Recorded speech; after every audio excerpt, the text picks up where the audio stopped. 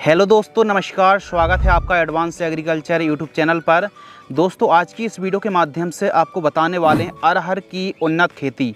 अब जो अरहर का रकबा है ना, जितनी मात्रा पर पहले बुआई होती थी अरहर की, अब उतनी अच्छी अरहर की बुआई नहीं हो पा रही है।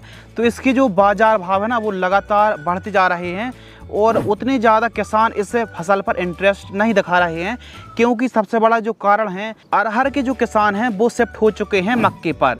तो कहीं ना कहीं मक्के को अभी ज़्यादा किसान इन्वॉल्व हो रहे हैं लगाने के लिए।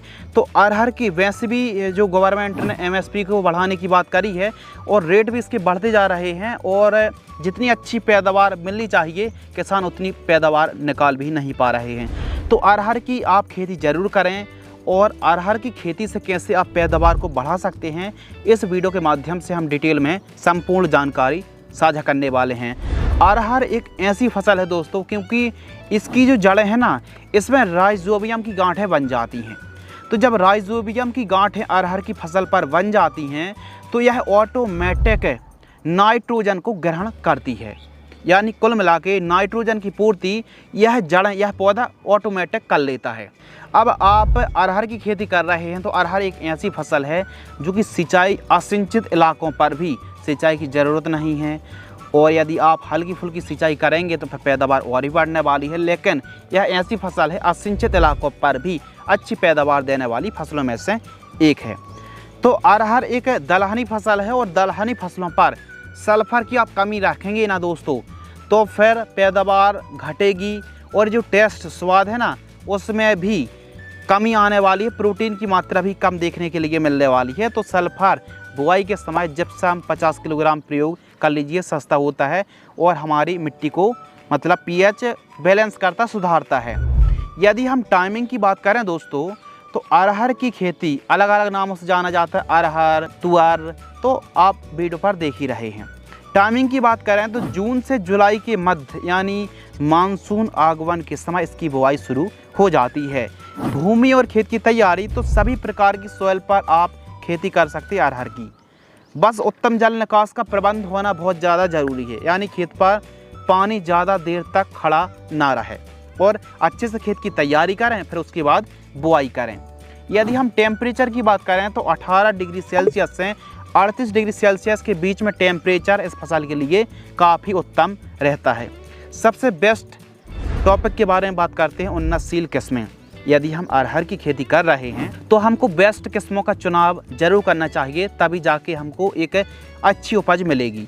यदि हम बेस्ट किस्मों की बात करें तो पूसा 9 जो वैरायटी आती है इसको आप लगा सकते हैं, बहार अरहर को लगा सकते हैं, IPA 206 है, IPA 203 है, आज़ाद अरहर, नरेंद्र अरहर और नरेंद्र अरहर 1, नरेंद्र अरहर 2 और नरेंद्र अरहर 1 वैरायटी भी काफ़ी अच्छी वैरायटी है। तो यह किस्म, चाहे आज़ाद अरहर को आप लगा रहे हैं या फिर नरेंद्र अरहर, यह सब एक से बढ़कर एक वैरायटी है। अब तो आप मार्केट में जो एरिया के हिसाब से बेस्ट किस्म है उनको भी खरीद सकते हैं।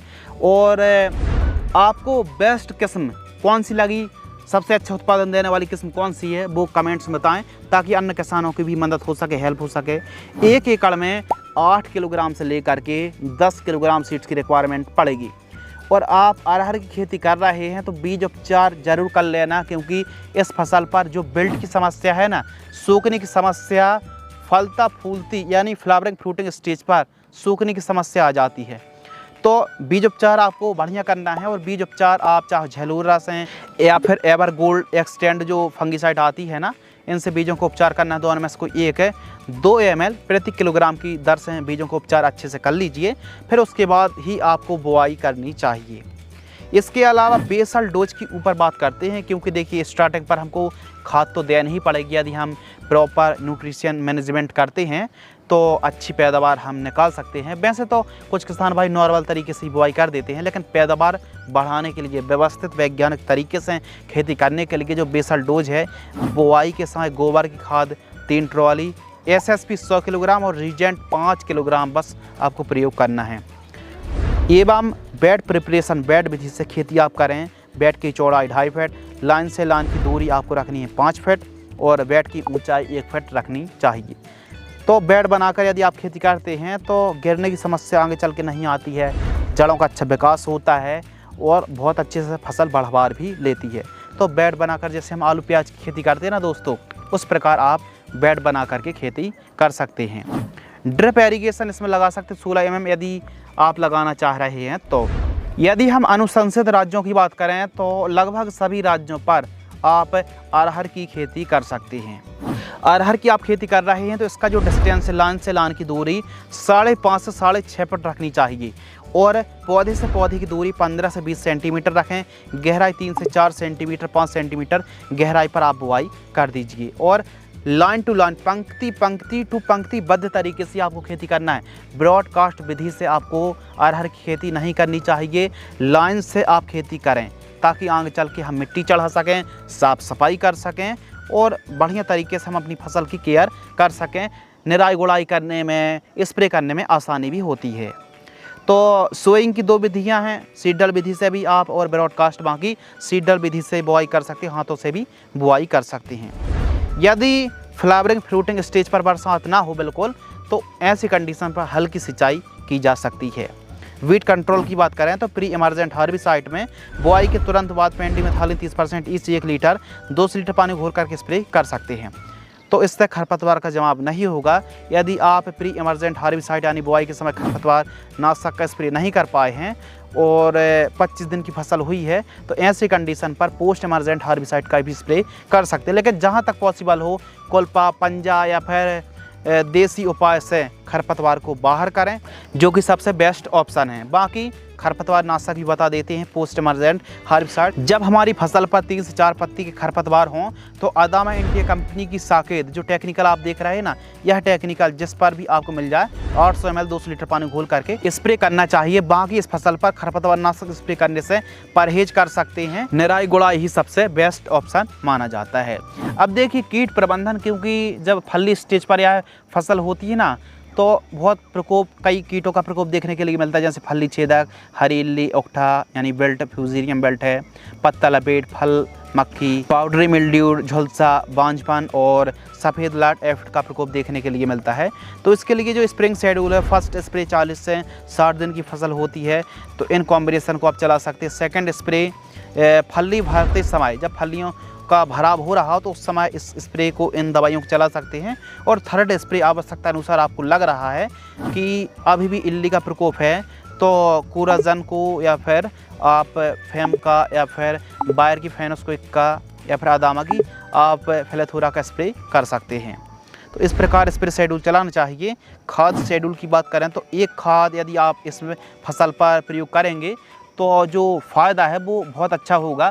वैसे तो खाद की आवश्यकता नहीं होती है, लेकिन एक बूस्टर डोज कॉम्बिनेशन यदि आप प्रयोग करेंगे तो यकीन मानिए दोस्तों आपकी फसल बहुत अच्छी तरीके से फलियों का भराव होगा, टेस्ट, स्वाद, चमक और पैदावार अच्छी मिलेगी।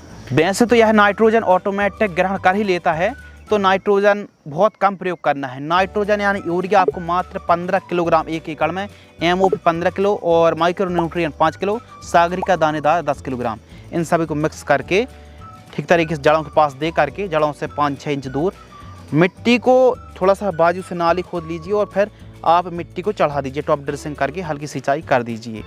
लाइफ साइकिल की बात करें तो अरहर एक ऐसी फसल है जो कि 6 से 7 महीने के आसपास का समय लग जाता है। और हार्वेस्टिंग की बात करें तो जब पत्तियां पीली होकर गिरने लगें तो आपको हार्वेस्टिंग कर लेना चाहिए, यानी 6-7 महीने का समय तो यह फसल में लगभग लग जाता है। बाज़ार भाव की बात करें तो रेट, अब 2 साल बाद इस वीडियो को देखेंगे तो रेट आपके एरिया में अभी क्या रेट चल रहे हैं उस हिसाब से आप कमेंट्स कर सकती हैं। उत्पादन की बात करें तो व्यवस्थित तरीके से, वैज्ञानिक तरीके से बेड विधि से खेती करते हैं तो 12 से 14 कुंटल 1 एकड़ से पैदावार निकाल सकते हैं। लागत की बात करें तो 15 से 20 हज़ार रुपये तक आपको लागत कॉस्ट लग सकती है। तो इस प्रकार आपको स्प्रिंग शेड्यूल चलाना चाहिए, इस प्रकार आपको खाद शेड्यूल चलाना चाहिए और मिट्टी को 1-2 बार ज़रूर चढ़ा दीजिए। और हाँ, फ्लावरिंग फ्रूटिंग स्टेज पर दोस्तों यदि आप फली छेदक का ध्यान रखेंगे तो फिर आपकी जो उपज है ना वो प्रभावित नहीं होने वाली, क्योंकि फली छेदक फ्रूट बोरर का प्रकोप बहुत ज़्यादा देखने के लिए मिलता है।